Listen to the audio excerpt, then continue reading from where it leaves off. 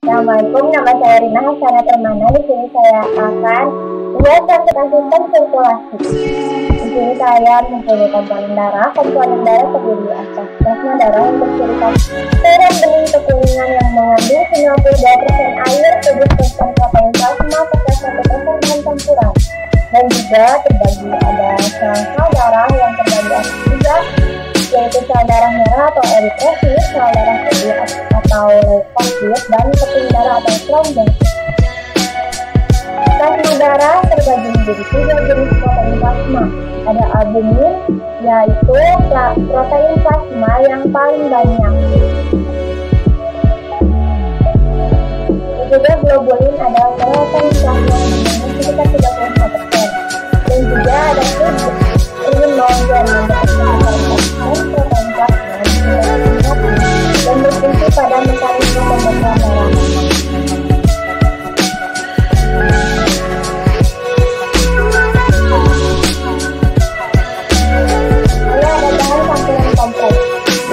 Terdapat gambar yaitu yang paling bawah dan berwarna merah itu dinamakan sel darah. Lalu yang di tengah-tengah dan paling sedikit itu dinamakan sel darah kecil dan keping darah atau trombos. Dan yang paling banyak yang berwarna kuning ini adalah plasma darah.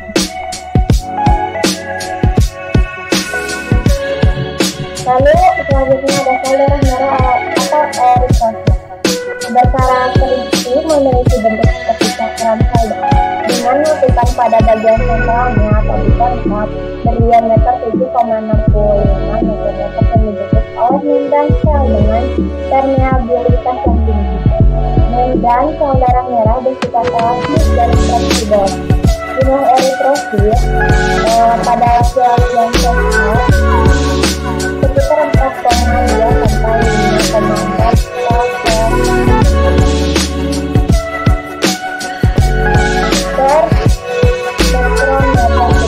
sedangkan pada wanita sehat sekitar 3,8 sampai 4,8 mikrometer kubik.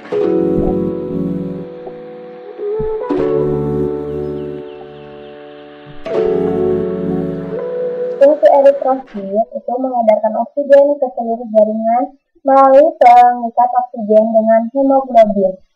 Hemoglobin berikatan dengan karbon dioksida di bagian asam amino pada globin sehingga disebut karbaminohemoglobin. Pengaturan produksi eritrosit. Proses pembentukan eritrosit disebut eritropoiesis. Sel yang dapat membentuk eritrosit adalah hemositoblast, yaitu sel batang mieloid yang dapat berkembang menjadi berbagai jenis sel darah. Pembentukannya juga dipengaruhi oleh zat besi yang berfungsi dalam pembentukan hemoglobin, tembaga, yaitu bagian esensial dari protein,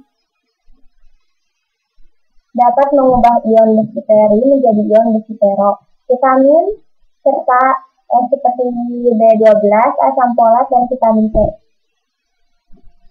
Lalu umur dan destruksi eritrosit. Sel darah merah biasanya bersirkulasi selama 120 hari sebelum menjadi rapuh dan pecah. Komponen eritrosit yang itu kayak hemin adalah bagian yang mengandung zat besi. Globin adalah protein yang mengalami pecahan menjadi asam amino, dan juga zat besi yang dilepaskan oleh hemin dan akan digunakan lagi untuk membentuk eritrosit baru. Sel darah putih atau leukosit. Ciri-cirinya memiliki bentuk yang bervariasi dan berinci, tidak mengandung hemoglobin. Jumlah normal leukosit di dalam darah adalah 5.000 sampai 10.000 sel per mikrometer kubik darah.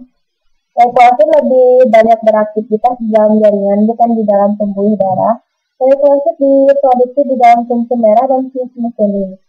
Di dalam darah, leukosit hanya bertahan 1 hari dan kemudian akan menuju ke dalam jaringan. Di dalam jaringan, leukosit mampu bertahan selama beberapa hari hingga beberapa bulan, tergantung jenis leukositnya.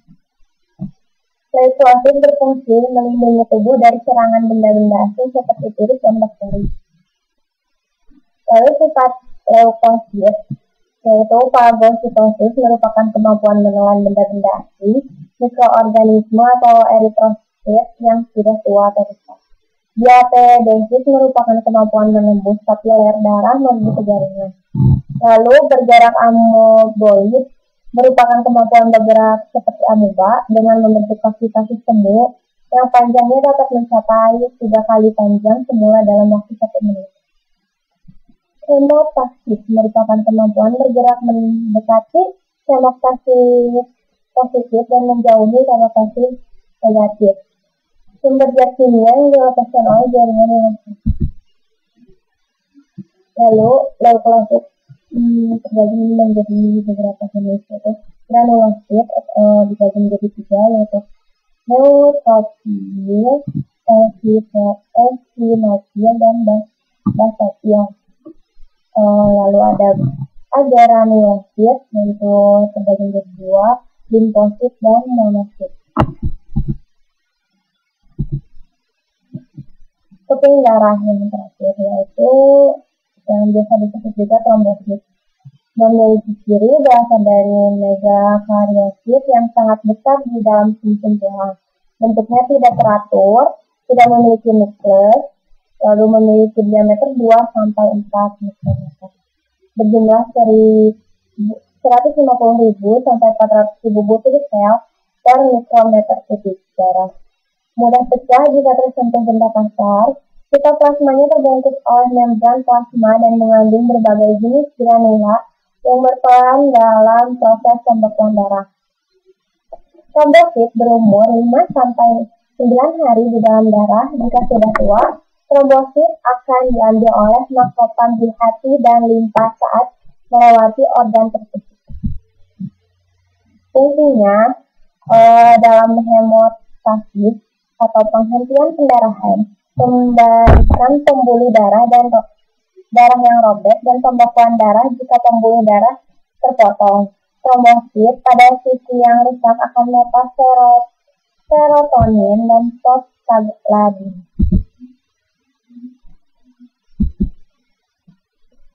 Lalu ada alat peredaran darah yang akan dijelaskan oleh Erika.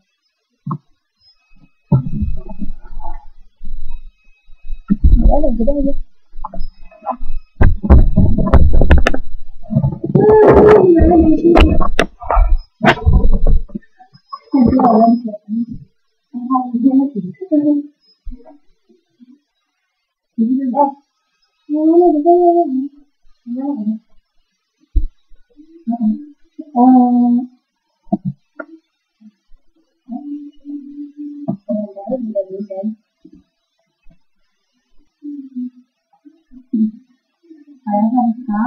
Saya akan menjelaskan tentang alat peredaran darah. Alat peredaran yang pertama itu ada jantung. Jantung merupakan organ peredaran darah yang berbentuk seperti kerucut jantung dan ujung bawahnya agak miring ke bagian kiri. Jantung terletak di antara paru-paru dan daerah diafragma dengan posisi cenderung kiri. Berat jantung pada orang dewasa yaitu 220-260 gram. Jantung dilapisi oleh perikardium yang mengandung cairan perikardial. Perikardium berfungsi untuk melindungi jantung agar tidak terluka kena menggerakkan ketika berdetak. Nah, ini ada gambar seperti ini. Jadi ada endokardium, epikardium, dan myokardium. Epikardium adalah lapisan seluruh jantung yang tersusun atas perikardium. Sedangkan myokardium tersusun atas otot jantung yang bertanggung jawab atas gerak jantung. Dan endokardium adalah lapisan kecil bagian dalam jantung yang berhubungan langsung dengan darah. Simpan aja dulu. Itu memiliki kekuatan yaitu atrium atau sampai kanan kiri, serta ventrikel yaitu di kanan dan di kiri. Atrium kanan dan kiri dipisahkan oleh satu intratracheal. Namun di antara atrium kanan dan atrium kiri terdapat lubang yang disebut foramen ovale. Ventrikel kanan dan kiri dipisahkan oleh septum interventrikular. Ventrikel kanan memompa darah menuju paru-paru melalui batang pulmonari, sementara itu Ventrikular kiri memompa darah ke seluruh tubuh melalui aorta.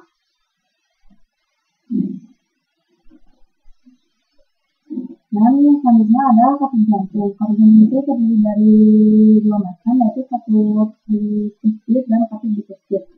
Kalau katup tricuspid itu yaitu katup terdiri dari 3 daun katup dan terletak di antara anjing kanan dan ventrikel kanan. Sedangkan katup bicuspid atau katup mitral terletak di antara atrium kiri dan ventrikel kiri, berfungsi mencegah aliran balik sehingga darah dari ventrikel kiri tidak kembali ke atrium kiri. Selanjutnya adalah bagian-bagian jantung.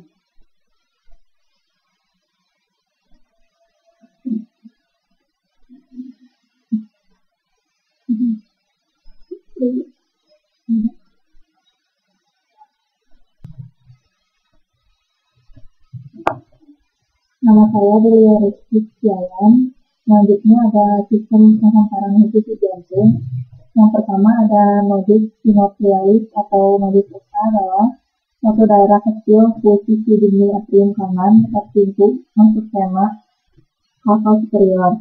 Yang kedua ada nodus atrioventrikal atau nodus adalah suatu berkas kecil sel-sel otot jantung khusus yang terletak